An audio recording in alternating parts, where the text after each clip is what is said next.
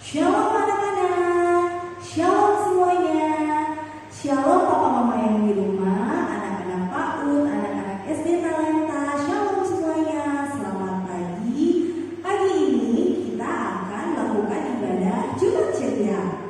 Sebelum kita mulai ibadah ini, ada baiknya kita berdoa dulu ya. Semuanya tutup mata, lipat tangan, kita berdoa. Tuhan Yesus, terima kasih atas penyertaan-Mu di pagi hari ini. Tuhan, pada pagi hari ini kami akan melakukan ibadah Jumat Ceria Tuhan. Kiranya Engkau berkati ibadah kami, tutup bungkus kami dalam kuasa darah-Mu, jauhkan kami dari segala roh-roh yang mengganggu kami, yang membuat kami kehilangan fokus untuk mendengarkan ibadah Jumat Ceria ini Tuhan. Terima kasih Bapa, terima kasih Yesus. Di dalam nama Tuhan Yesus kami berdoa dan mengucap syukur. Haleluya, amin.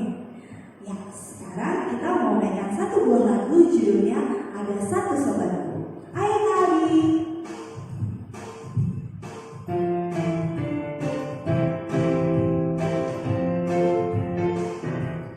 Ada satu sobatku yang setia, tak pernah dia tinggalkan diriku. Di waktu aku susah, waktu ku sendirian, dia selalu menemani diriku. Ada satu sobatku yang setia, tak pernah dia tinggalkan diriku. Di waktu aku susah, waktu ku sendirian, dia selalu menemani diriku. Namanya Yesus, namanya Yesus, nama Yesus yang menghibur hatiku. Namanya Yesus, namanya Yesus, nama Yesus yang menghibur hatiku. Ada satu sobatku, ada satu sobatku yang setia, tak pernah dia tinggalkan diriku. Di waktu aku susah, waktu ku sendirian, dia selalu menemani diriku. Namanya Yesus, namanya Yesus, nama Yesus yang menghibur hatiku. Namanya Yesus, namanya Yesus, nama Yesus yang menghibur hatiku. Namanya Yesus, namanya Yesus, namanya Yesus, nama Yesus yang menghibur hatiku. Namanya Yesus, namanya Yesus, nama Yesus yang menghibur hatiku. Nama Yesus yang menghibur hatiku. Nama Yesus yang menghibur hatiku. Haleluya, puji nama Tuhan. Sekarang kita mau mendengarkan firman Tuhan.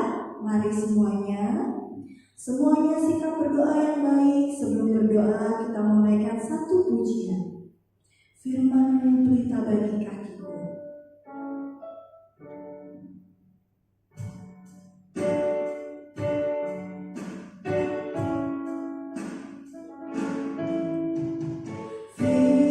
Firman-Mu pelita bagi kakiku.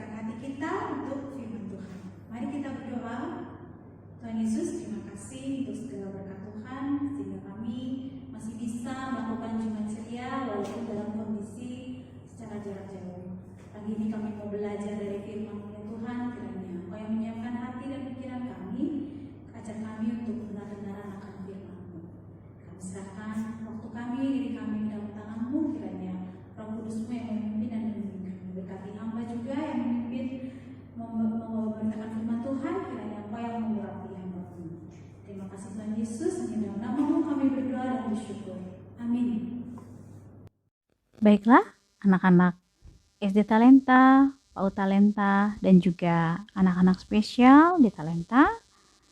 Kita buka Alkitab kita sama-sama. Kita buka di Yohanes 15 ayat 14 sampai 15.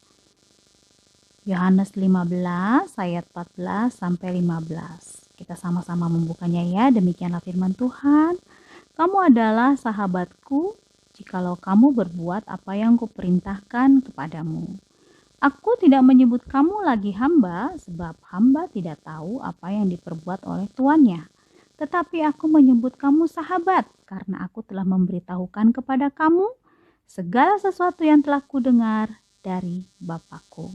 Demikian firman Tuhan. Hari ini Ibu akan bercerita dari satu kisah tentang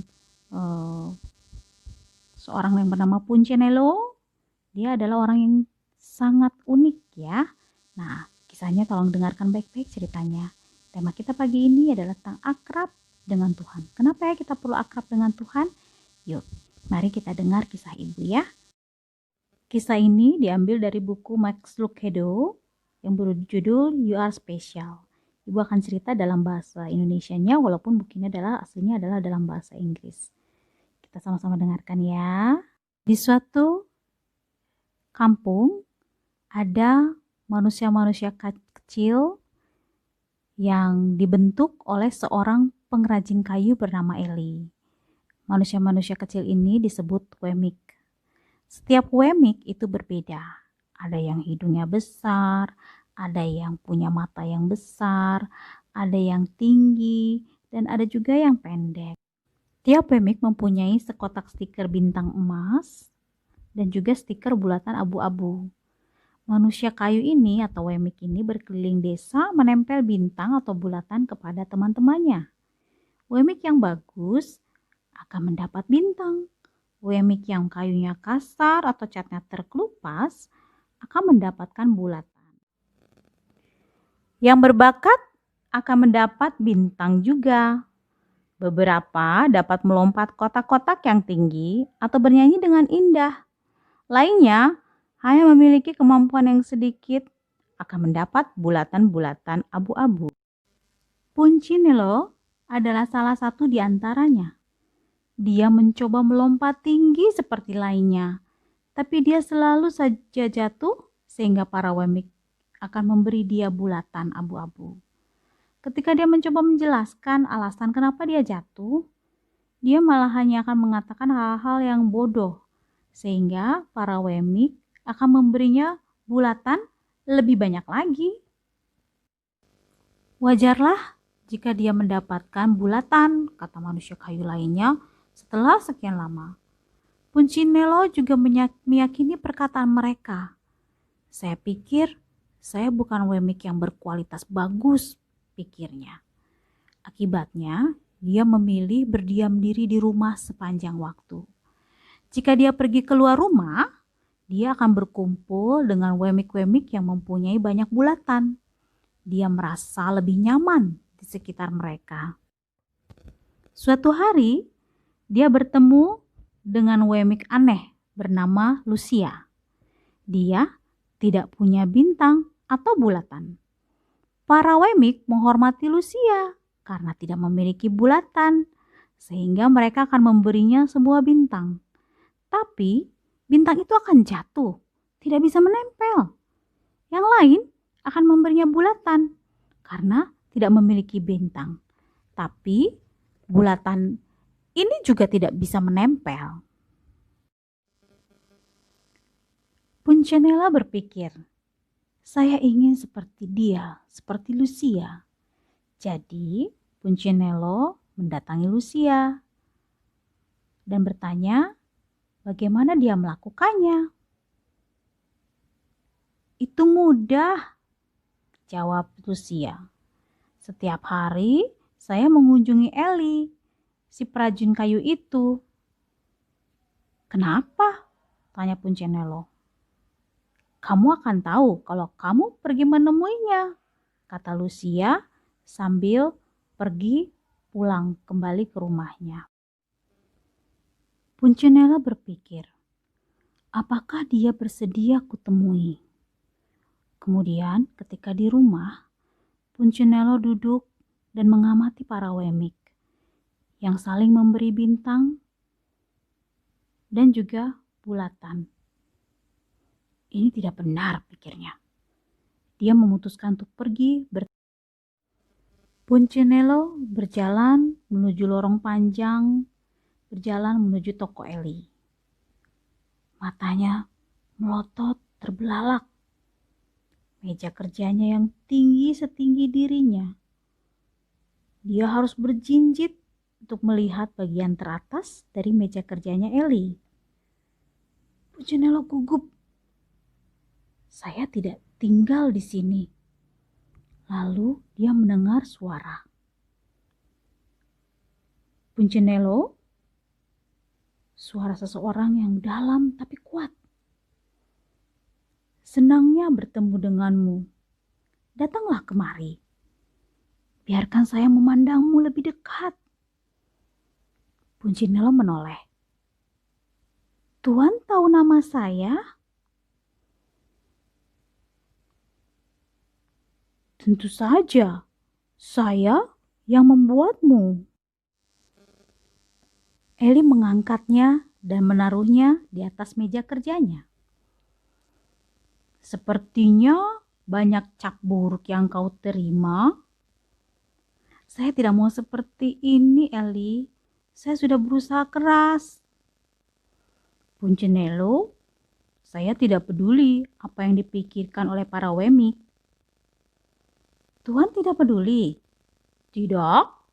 Dan seharusnya kamu pun tidak. Yang mereka pikirkan tidaklah penting.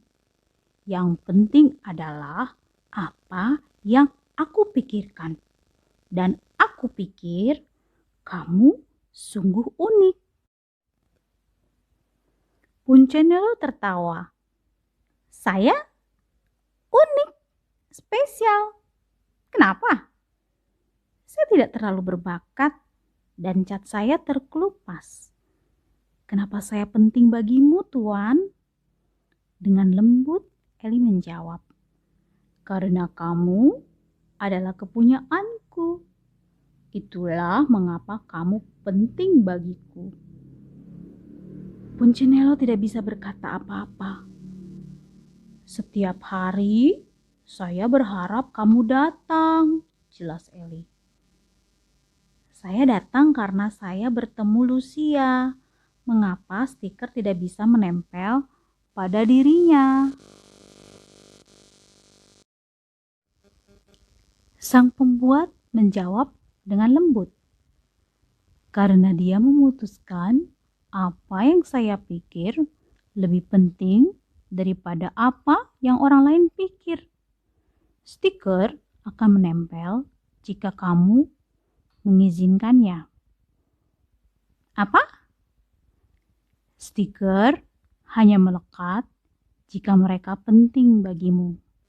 Semakin kamu meyakini kasihku, semakin kamu tidak peduli dengan stiker mereka. Saya kurang mengerti. Pak Eli tersenyum. Kamu akan mengerti, tapi perlu waktu. Saat ini, datanglah menemuiku setiap hari dan biarkan saya mengingatkanmu betapa pedulinya aku padamu. Pak Eli menurunkan Punchinello. Ingatlah, kamu adalah unik, spesial, karena aku yang menciptakanmu dan aku tidak membuat kesalahan. Punchinello berjalan keluar. Dalam hatinya dia merasa bahwa Pak Eli sungguh-sungguh benar dalam perkataannya. Dan saat itu sebuah bulatan terlepas jatuh ke tanah.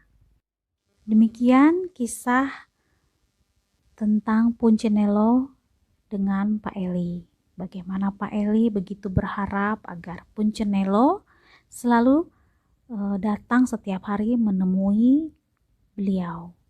Demikian juga begitu merindukannya Tuhan supaya kita selalu mendekat kepadanya. dalam doa, dalam pembacaan firman Tuhan, dalam pujian, dalam penyembahan. Terima kasih. Sekian firman Tuhan dari Ibu pada pagi hari ini. Shalom.